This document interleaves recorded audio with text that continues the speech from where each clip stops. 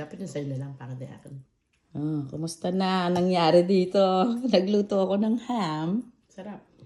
Yung sabaw niya. Niluto ko yung kamote. Sarap daw, sabi ni Gracia.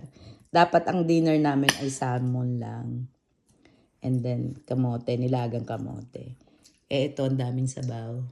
Masarap, Gracia. Siguro lang. So, ito, supposed to be, ito yung pang school ko today, Tuesday. Kaya lang bawal pa akong pumasok.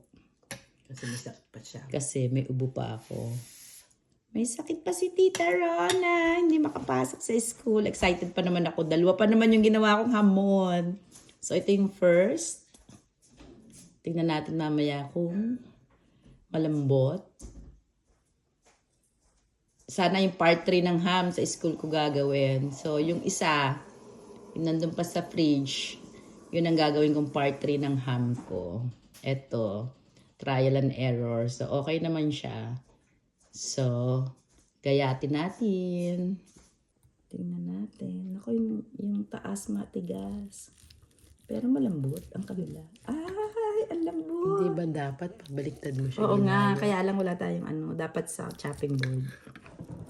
Nagmamadali si Tita Rona. Sarap naman yan May kulay pink, no? Ito yung may paprika. Ham na ham talaga. Ayan. Okay, stop. See ang ating ham. Pink na pink. May paprika to. Kay inay, walang paprika yung recipe ng inay. Ito, ang lambot. Ang sarap. Ayun, ang pink, Dapat talaga may paprika, tsaka dapat inalis ko yung balat. Ayan, see? Pink na pink.